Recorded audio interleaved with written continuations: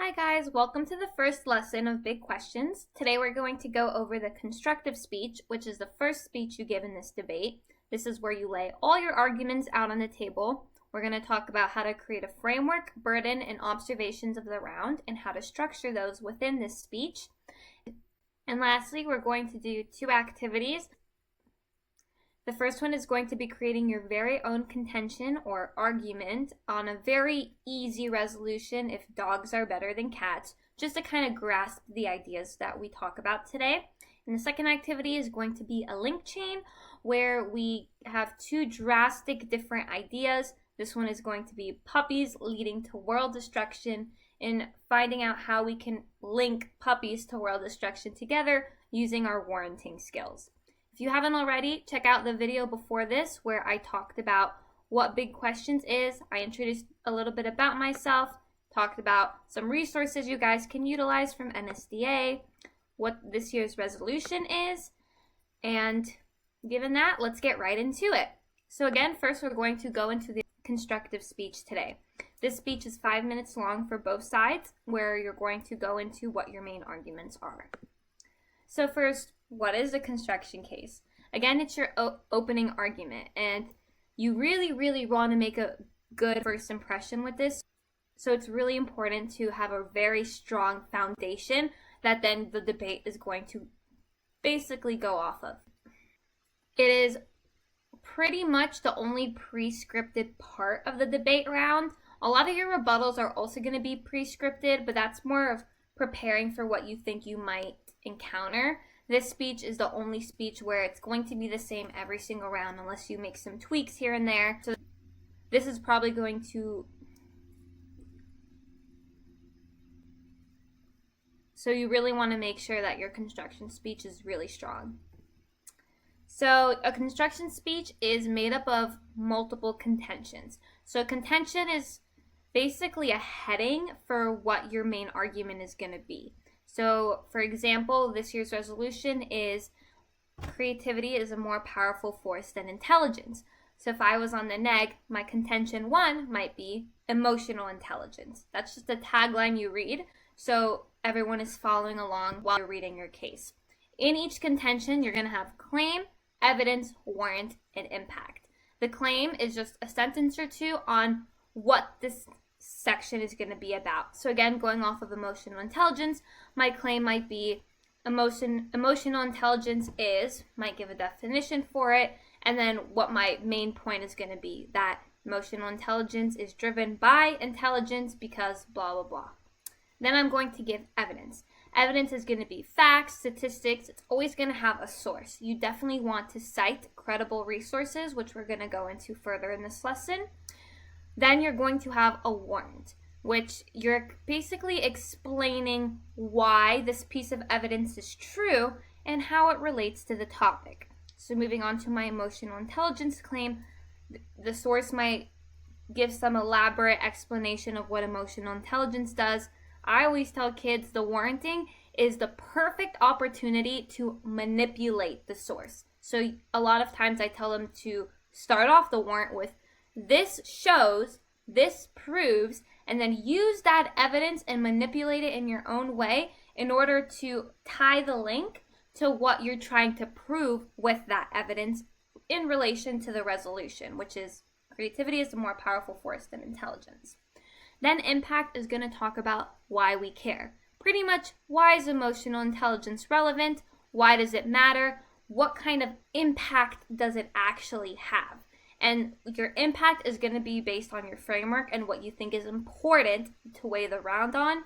It might sound very overwhelming and confusing at first, but we're going to target each one of these things individually, and hopefully by the end of this, it makes a lot of sense. So, before we get into the specifics, I want you guys to practice on your own, and hopefully at the end of this, you'll be able to catch your mistakes. So, the resolution we're going to do is dogs are better than cats. So, ignore the topic analysis and definitions first. We're going to get into that a little bit later. I want you guys to choose either an AF or a neg. So again, just to recap from the previous video's lesson, the AF is going to be proving the resolution, yes, dogs are better than cats. The neg is going to prove the opposite of the resolution. Not necessarily that cats are better, but that just dogs are not better. You can prove that again by saying dogs and cats are equal, or there's no such thing as better, it's relative to the person, or cats are better than dogs. There are many different ways you can choose to disprove the ask. So here's my example, and then I'll send you guys off to create your own example. So my contention 1 is highlighted in red. Again, the title. Friendly, friendlier, however you want to say it. My claim is highlighted in yellow, and I say dogs are a lot friendlier than cats. Then green is my evidence. In fact, according to source, dogs are 8 times more likely to greet their owners when they come home than cats are. So that's just a piece of evidence. Then my warrant is in blue. This means, or this shows, dogs help the owners feel happier and feel better after a long day. So that's kind of manipulating the evidence to show what I want it to show without misconstruing what it's saying. Then the impact. This is important because the friendliness of a dog is known to decrease depression and suicide 37% more than cats would, based on the research done by source. Just so you guys know, the impact doesn't necessarily have to have a source cited in it, but a lot of times it is super helpful. For this year's resolution on if creativity is a more powerful force than intelligence, there's a very popular card going around from Holland 24, and this card says that without creativity, the world would be stagnant, and we need creativity in order to survive. So that would be a really good impact for certain sections, like let's say a contention was on innovation, and I talked all about how creativity leads to innovation. That would be a good source on impact on without creativity, we wouldn't have innovation, we wouldn't be making new things, the world would be stagnant, meaning no change. So a lot of times a source is super helpful in the impact if it's proving what you're saying already. A lot of times though, your impact can just be making some sort of inference on your own based on your evidence. So pause the video, choose either AF or neg, do your own contention example, make sure you have the contention, claim, evidence, warrant, and impact, and I'll stop for 5 seconds and then we'll pick back up. Alright, so I hope that activity was helpful. Now let's go into a more in-depth version and example of what your contention should look like. Alright, so I'm going to use examples from my case a couple years ago. The resolution at the time was, on balance, religious beliefs and practices benefit society. So this is me arguing the AF, that religious beliefs do benefit society. So my contention 3 at the time was education. So my claim was religious institutions implemented practices that founded modern education as we know it. So that kind of gives the audience, your opponent and the judge, an indication of what my topic or what my contention 3 is going to be about. That's the main point I'm going to be proving. These were my 3 evidence cards from year's resolution. So my first source was World History Encyclopedia 12. The Greek polytheistic society allowed for the progression of philosophy, critical thinking, chemistry, math, and the language we have today, as they believed this was an order from their gods. So as you can see, this piece of evidence ties in a religious belief and then tied in how that led to education, such as through philosophy, critical thinking, chemistry, math, and language. So that kind of proves what my claim set to set out. If you guys want, you could also look at the other 2 sources below. Now let's look at the format of this evidence. You guys can honestly format it any way you like. This is the way I like to format it. So I would italicize and underline my source. I also hyperlinked my source, so if someone asked to view it, I could just click on the link and then they could see where in the card I got this evidence from. I also shrunk and did a cross outline through parts of the card that I didn't want to say. So you guys feel free to read this evidence and kind of say to yourself how this proves my claim, but we're going to move on. Okay, warrant and impact. This was my warrant and impact for this card. So my warrant was, the education we use today was founded on the basis of religious practices and societies. These societies founded philosophy, critical thinking, chemistry, math, and the language used today on the basis of their religious beliefs and practices. This impacts all of society, for everyone is required to get a minimum of a high school education. Therefore, everyone is impacted by these contributions. So that part, up until the to practices, was a warrant. And then when I say this impacts all of society, that's getting towards somewhat of an impact for that section. However, for an impact, it would also be good to talk about why education is important and maybe just use an actual statistic on how education impacts all of society. Again, if you can find a source that says what you're already saying, it's always good to have a source to back that up. Okay, now let's go into more in depth of what a warrant is and what it entails. So warranting essentially is an explanation for why something is true. And so each warrant is going to help you link what you're saying to what's happening. You do that through explanation and warranting. So just continue to ask yourself who, what, where, when, and why for each part of that link until you get from your claim to your impact. I want you guys to pause this video and do this activity of the missing link chains. So identify where in each of these scenarios there's a disconnect that you need an extra link to prove the 2 points. So pause the video and then we'll go through it together. Alright, so let's start off with number 1.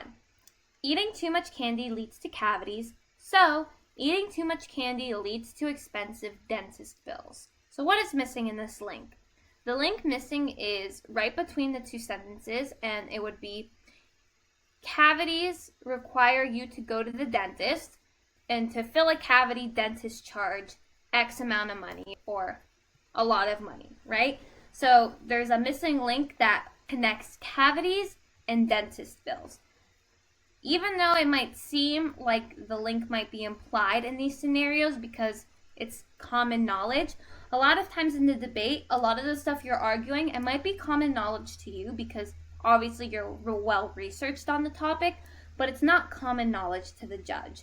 So that's why it's important to have clear and concise links, especially so your opponent can't come back at you and say, well, they didn't explain why X, Y, and Z, right? So let's move on to number 2.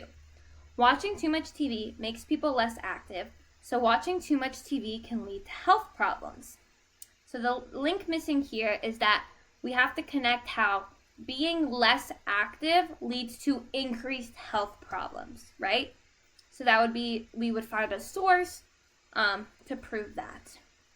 Lastly, practicing a skill every day makes you better at it. So practicing debate every day will help you win more tournaments. The link missing here is that debate is a skill, right? Because we proved that practicing skills makes you better at that skill, but there's nothing that indicates that debate is a skill. So we have to have a source that basically says that. Impacts. So impacts can look really different. I've been showing you as examples. You do an impact sentence at the bottom of your claim. A lot of times people will have multiple contentions and have a overall impact section at the end. Some people will have an impact section at the end of each contention. Some people might have impacts woven throughout. It really depends on how you want to do it, and we'll look more into that later on. But I just want to go over basically what an impact is. So again, an impact shows why what you argue actually matters. So impacts are always, again, going to come at the end of your contentions or at the end of your case to ensure that it also sticks out to the judge. And if they remember nothing else, you hope that they remember your impacts, why your points matter. Depending on the topic, a lot of times it's good to have numerical statistics. So for the religious topic, it was really important to have statistics. Like I remember when I debated, there was a really strong statistic on how many wars and deaths religion and religious beliefs had led to. So that's obviously a really good impact. For something like creativity and intelligence, it's harder to have those statistical impacts. The card I gave about extinction and it's necessary for survival from Holland 24 is a good impact. Some people, one of my students runs social media as an argument on how creativity leads to social media, and they talk all about how many people use social media, how many people use social media to for ads for campaigns to sell products, and he talked about the economic benefits of social media. So there's a lot of different ways you can incorporate impacts into your case. That's just one example. Link chain is basically an activity where you have a thing, you have an impact, and you have to link the two together. So A to B, and then B to C, C to D, D to E. It's the link examples that we just did above. So this is my example. I want you guys to create your own example. So my claim is puppies lead to world destruction. So my first source and warrant, I'm not going to go in depth, but my first source and warrant show how puppies increase happiness, decrease stress. Then I talk about which leads to people buying more puppies and owning more puppies. Then I say how increased pet ownership leads to overbreeding and ecological strain. And then I talk about how overbreeding contributes to increased carbon footprints and deforestation. Then I talk about how that deforestation and climate change exacerbates resource scarcity and global conflict. And then that global conflict and geopolitical instability leads to war and societal collapse.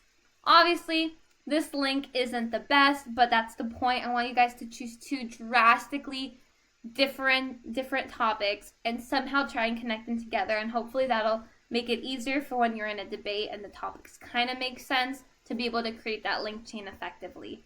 So go ahead, pause the video, create some link chains of your own, choose two crazy different topics. So I'll give you guys a couple seconds. Okay. So let's talk about case basics.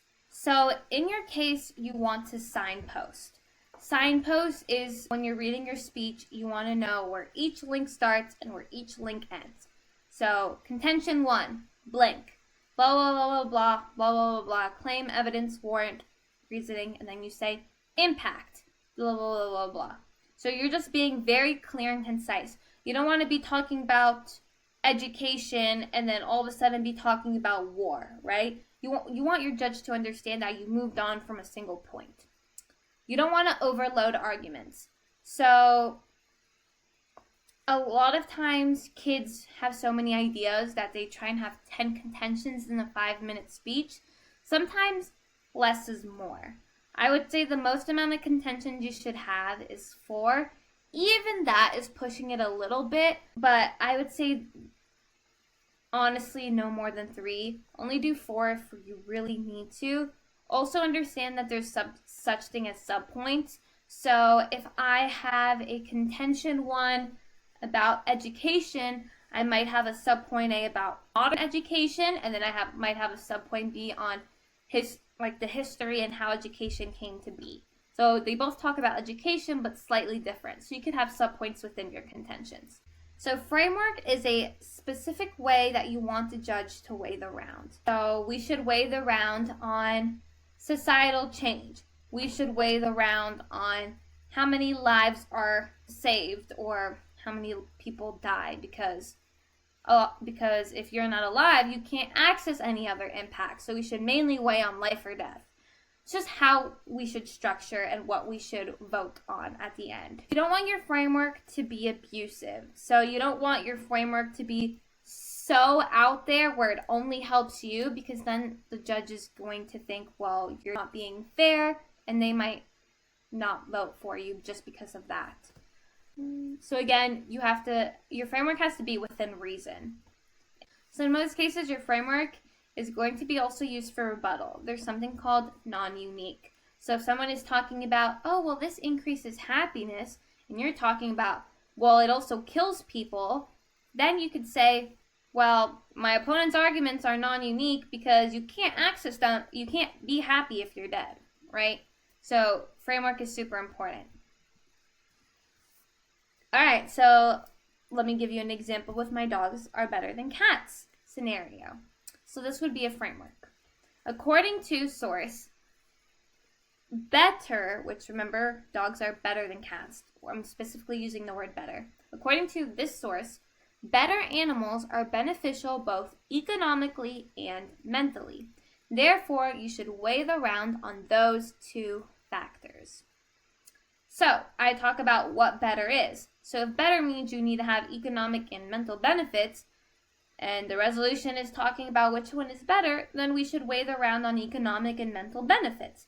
And then that kind of structures what my contentions are about, and it also provides a good rebuttal against my opponent if they're talking about something that has nothing to do with economics or mentality. That being said, though, you also have to be prepared that your opponent might have a drastically different framework, and to be able to explain why your framework should be used instead of theirs. So that's why you want to make sure your framework is fair, because if your opponent has a drastically different framework or tells the judge that your framework isn't fair, the judge can vote against your framework, and then therefore your contentions and arguments start to crumble as a result. So now let's do a little bit of a harder example. So this is going back to my contention, or my case from the Religious Beliefs and Practices Benefit Society year.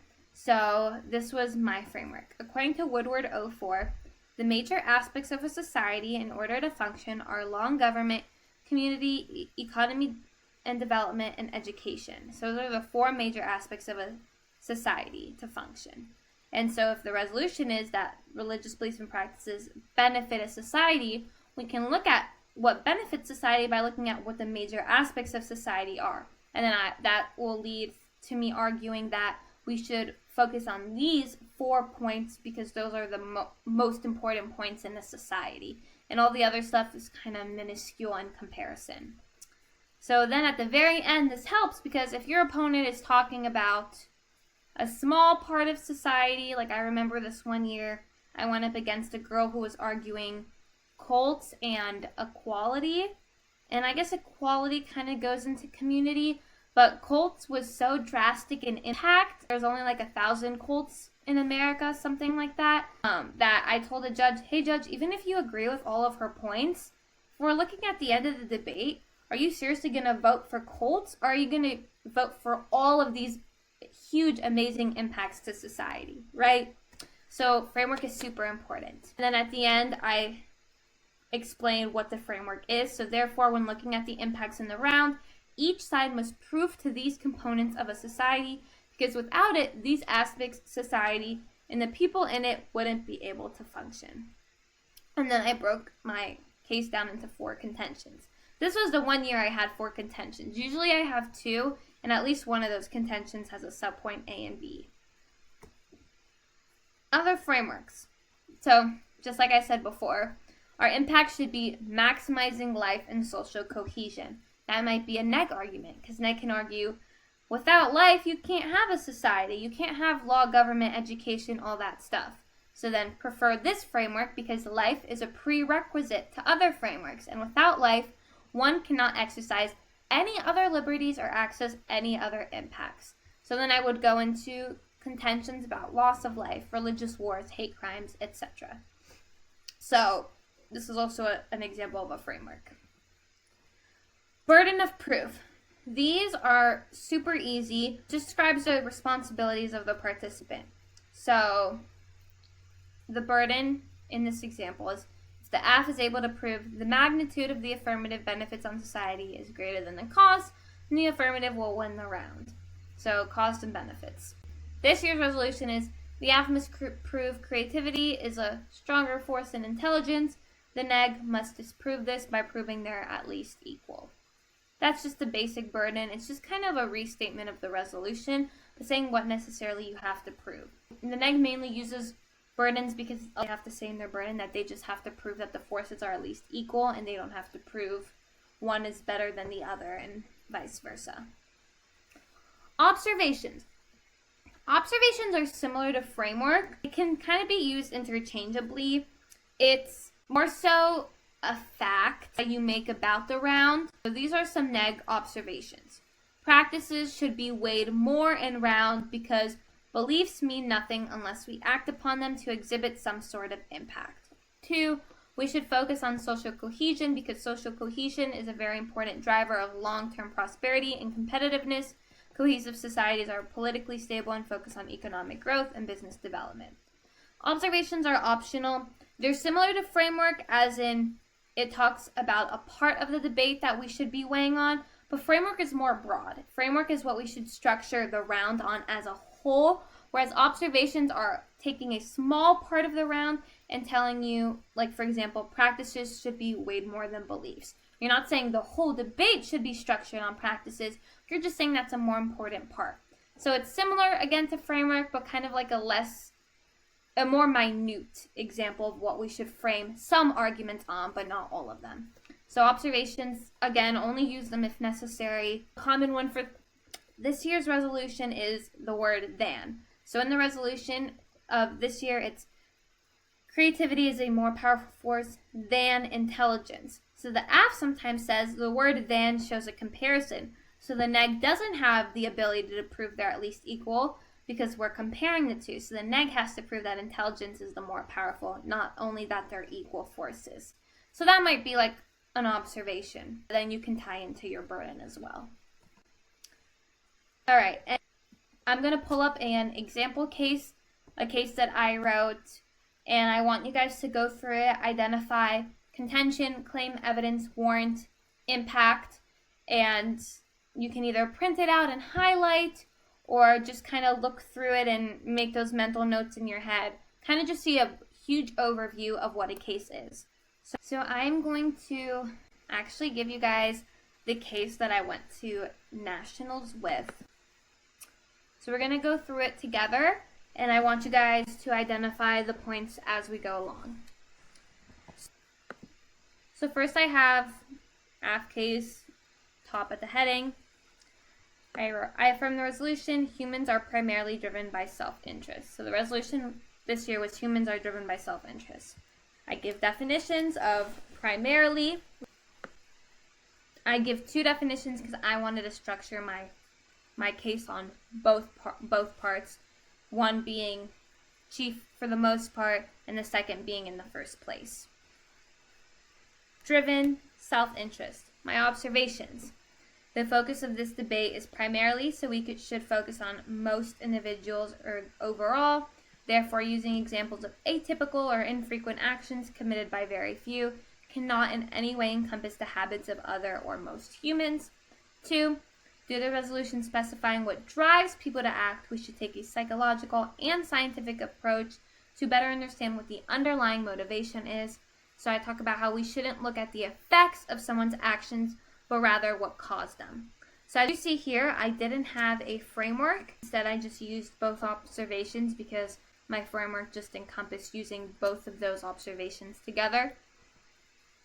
So then I go into contention 1, original motive. So I talk about survival. So you guys can read through it in your head. I'm going to pause. I want you guys to identify claim, evidence, and warrant. As you can see, there's no impact because I have my impact at the very end of this contention. So just focus on this subpoint A for now. So, subpoint A, survival. This is my claim. And the second sentence is also kind of a mix of a claim and a warrant. It's kind of like explaining my claim a little bit more. This whole thing is my evidence from HBR. Then I use more evidence. This is seen in Maslow's hierarchy of needs. I talk about what that is. Then, starting as you can see, I give my warrant, and then this thus part is the mix of a warrant and impact. So a lot of these things are kind of going to mesh together. Then from tifli.org, this is my citation. In this source, you can see how it uses the word because. And so this source kind of does the warranting for me. So I don't really have to do anything more. And so then I kind of just go into a brief impact on how everyone accesses these impacts, right? Lastly, my last source is from BBC. This is the citation.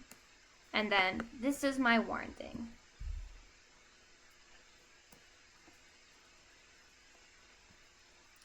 Subpoint B, I want you guys to do the same thing. So pause the video real quick and then go ahead. Alright, so first I cite what egoism is. Then I give another citation from BBVA. I give another citation from the Encyclopedia of Psychology. And then here I write meaning. And so this right here with the two little carrots, I added that word meaning in because, again, this is similar to the card from Tifwee, that this card itself kind of does the warranting for me. And so I just added the word meaning into the card to extend into that warrant so I don't have to do it myself. And then here's a claim. Egoism is scientifically proven as soon as humans are born. So that's a claim within the contention. I go into, for example, according to the Minix Klein Academy, blah, blah, blah, blah. And then I explain what this shows. So this is probably the first example of how I'm manipulating the evidence. Up until now, the evidence has been pretty straightforward and kind of made the connection for me. Here, all I talk about how infants are born with a rooting reflex. And so then I explain this, how they hold on to everything good and get rid of everything undesirable, therefore acting in their own self-interest.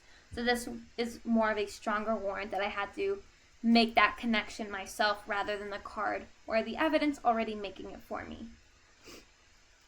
Additionally, then I talk about being egocentric. I give the source from Britannica on Piaget's theory of cognitive development. And then right here where I use that word so, I give my warrant how scientifically infants can only act in their self-interest because their unaware alternative perspectives exist. So again, these are good cards because they kind of make that warranting for me. You still want to tie it to your framework or your observations or what you're trying to prove. Impact. So I talk about the definition of primarily being in the first place or originally. So all of these impacts prove that. And I didn't use a source for this because I apply it to all of humanity, so all of humanity accesses these impacts. Contention 2, parochialism. As you can see here, I have an impact after each subpoint rather than before when I only had my impact at the end of both subpoints. So again, it just depends on the contention. Sometimes it's good to just have the impact at the end if both of your contentions are super similar. Sometimes you want to have multiple impacts for each subpoint. Sometimes you might just want to have an overall impact at the end. Depends, kind of get a feel for it the more you go along. So pause the video, go through my parochialism contention, or subpoint A war specifically, and we'll debrief after. Alright, so this whole thing is my claim. Yes, there is a source, but again, like I said, if you have a source to say what you're saying, use a source. My source is that parochialism, which is working together, is self-interested. So this talks about what parochialism is, and parochialism is rooted in self-interest. So sometimes your claim can be just a piece of evidence. And so this is a good example of that. Again, I just want you guys to get a good feeling of a ton of different ways to create a contention. There's no standard way of doing it, which is why I'm showing you this case. I feel like this case is a great example of all these different mechanisms and ways that come together. So subpoint A, wars. So here we have my evidence. Here we have, thus, competitive behavior is rationally self-interested. And then here, another piece of evidence. Wars are fought primarily, which is great that I found the source that says the word primarily because the resolution uses the word primarily. Then, according to the New York Times, here's another source. Boom. This shows. This is my warrant. And then, why? Due to their own self-interested reasons. Remember, always ask yourself why with warranting. Not to mention, this is a claim, segue into my next point about wars. When a nation goes to war, everyone becomes involved. Here's my source, and then another source. These sources are pretty straightforward, don't necessarily need to warrant. I talk about popular support. My warrant is just that everyone is involved. This kind of proved that very clearly. You only want a warrant when your evidence doesn't really directly prove what you want it to. Impact. Overall, when a country goes to war, has conflict with another, the whole nation becomes involved. It would be in their best interest, as supporting the group they belong to would translate to ensuring their well-being as well. So again, this impact isn't necessarily evidence-based. It's more so a broad impact. Everyone is affected. All right. I want you guys to do the same thing with my subpoint B. So, this whole thing, it's kind of flipped. This is a piece of evidence. Moral codes arise in human societies through cultural evolution. And then this part is kind of my claim. I put my claim after the piece of evidence in this case because it kind of made sense to me to do it this way. Because this kind of introduced evidence and it just made more sense to me to have my claim after. So again, there's no technical standard way of structuring a case. Additionally, here's my source. People obey the law to avoid conflict. And on the contrary, another source, people break the law for some reward. My warrant, still tying back to their own self-interest. Again, these cards are super straightforward. It wasn't necessary for me to say reward is self-interested, because me just saying people break the law for a reward, which ties to their self-interest, is pretty straightforward. Kind of like the example links that we were doing earlier, where it was spot the missing link. Those examples were kind of super straightforward. So in your case, if it is super straightforward, then it's okay to not necessarily have the warrant per se, just be able to explain it if it does get brought up in the future. So then impact, this applies to the entire world that follows laws to progress their own society or breaks laws for self-gain. Also had a capitalism contention, but we're not going to get into that. Here is my overall impact. I talked about kind of everything in a gist. Overall, based on my observations, we must look at how a majority of the population thinks for one's own self-interest. Based on my arguments, we can prove that from the beginning of conception to all modes of life, humans look out for themselves as they seek survival and self-fulfillment as advantages. Remember, Judge, look at the overall, how a population acts rather than a small group, since the resolution is asking for us to make a conclusion about all humans with the word primarily. My impacts affect the whole world and should be weighed heavily in the round. Therefore, Judge, I urge an affirmative ballot. So if you do have time, it's always good to have an impact at the end. If I kind of ran out of time, you could either choose to not have an overall impact at the end, or you could choose not to have individual impacts throughout and just have a major impact at the end. It really depends on your preference. Feel out your case itself and what you think it needs. Alright, so let me go into some more case basics. So remember this card from the World Encyclopedia that I used earlier? As you can see, I bolded as they believed. So that indicates to me I need to emphasize that. So this is how I would read it. According to the World History Encyclopedia 12, the Greek polytheistic society allowed for the progression of philosophy, critical thinking, chemistry, math, and the language we have today, as they believed this was an order from their gods. Pause. As you can see, I slowed down to emphasize that, and I also said it a little bit louder. When I listed off philosophy, critical thinking, chemistry, math, language, that's not super important. We get the idea. There's quite a few educational components that they kind of expanded and progressed their society with. Don't need to really slow down and focus on that. Do need to slow down as it was an order from their gods. That's what they believed. So that goes into the religious belief portion. That their religious belief motivated them to do that. So sometimes I like to use the website title rather than the author's name.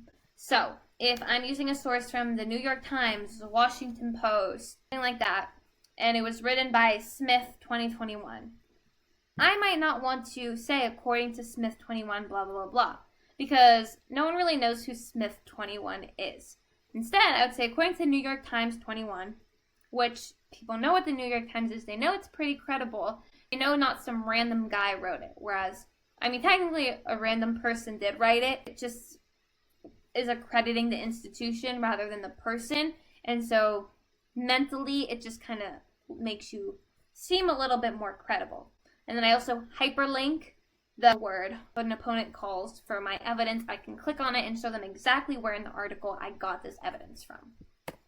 So again, you could either say according to New York Times and then the year, which is 21 or 2021. Assume that all your cards are going to be from the 2000s, so you don't need to say 2021, you can just say 21.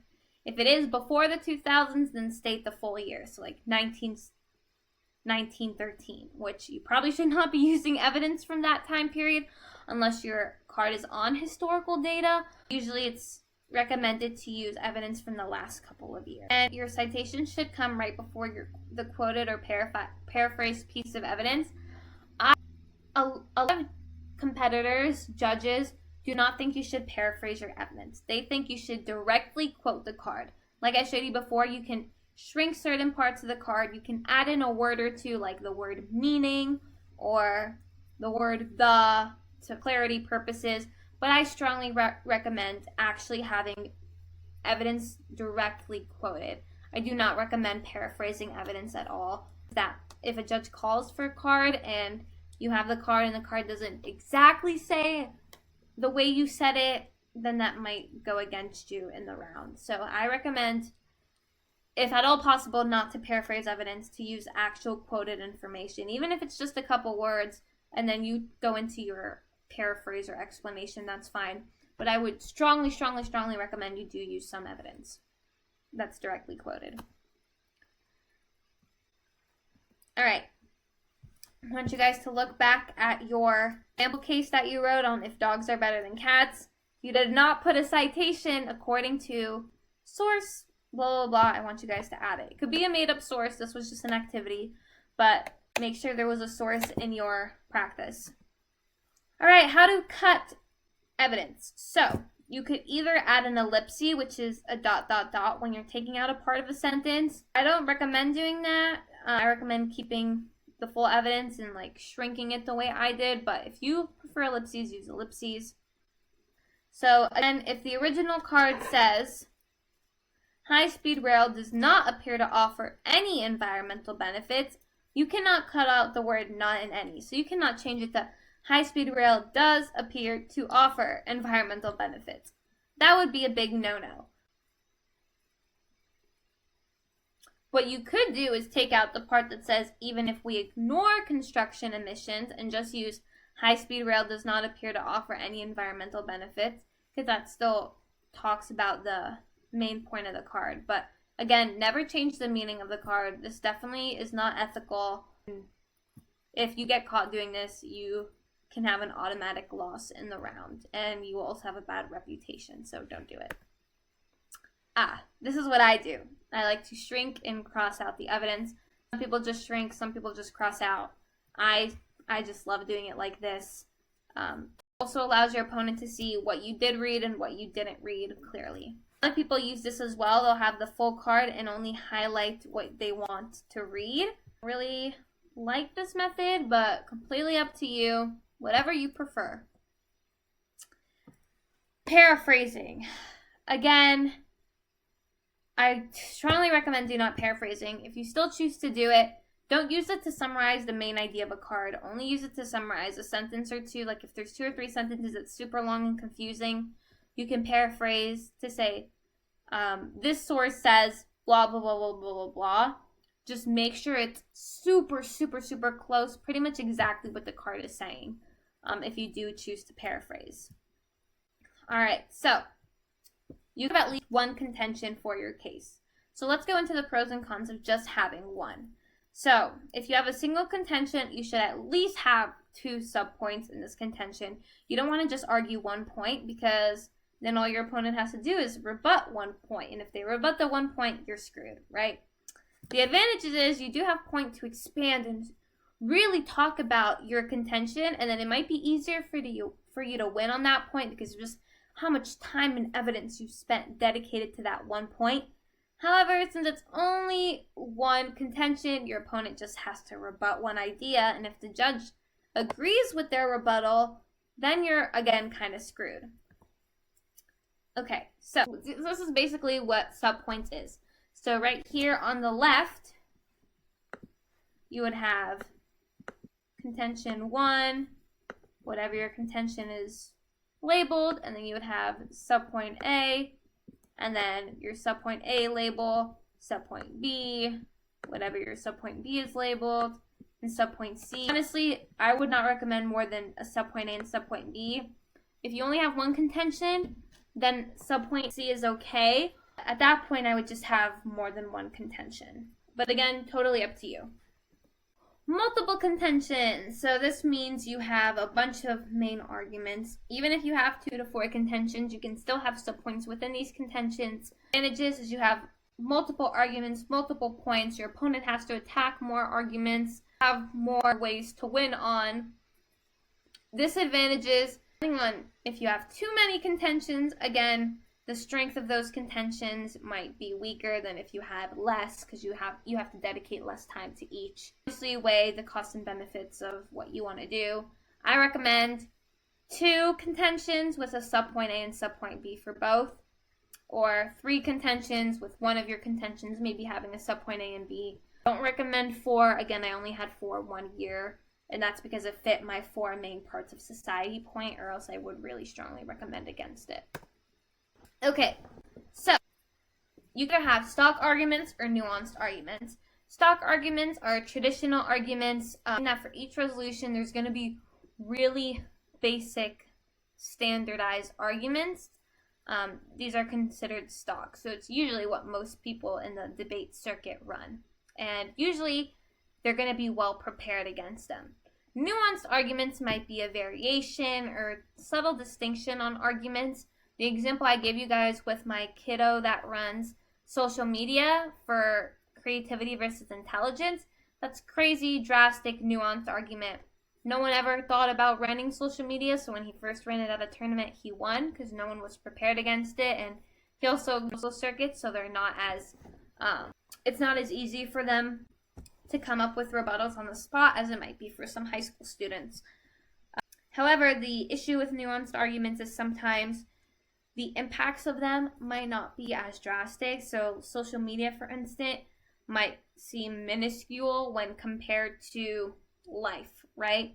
So be careful with nuanced arguments. To the example I gave with the girl I went up against that ran Colts, it was like a nuanced argument that not many people had to run, but the issue with that was the impact was really small. So just be careful with stock and nuance. Both of them have pros, both of them have cons. Again, up to you. Choose at your own discretion. All right. Homework time. So if you do want to follow along with this lesson plan, I want you guys to write an AF or neg case dependent on what you feel most comfortable with. Resolution, again, is creativity is a more powerful force than intelligence. And that was shown earlier in the video on slide 5 if you want to go look at that. Remember, neg is only disproving the resolution. Don't necessarily have to prove intelligence is more powerful, just have to prove that it's at least equal. Don't forget to include all the components we went into today. You want to have you definitely want to have some definitions. If you don't have definitions, then you have to go off your opponent's definitions, and they might use a really biased resolution that helps their case. You want to have a burden. And then you want to have at least a framework or some sort of observations. Again, the reason you want to have one of these is because if you don't and your opponent does, your judge automatically has to go off of what your opponent's framework or burden is or advantageous to you. Again, cite. You don't want to plagiarize your evidence. Don't forget a hyperlink so you also can keep track of your cards. If you need to do MLA or anything, remember the way the format was in this presentation. Go back and check the slides. If you have any questions, you can contact me in the video below. Reach out. More than willing to help any one of you. I help a lot of students. So let me know. So, next lesson, obviously since this is a YouTube video, we can't read cases, but I'll read one of my own and you guys are going to flow it. So I'm going to teach flowing first, and then I'm also going to teach questioning and rebuttals. So feel free to check out the next video for that information. Well, thank you guys for watching.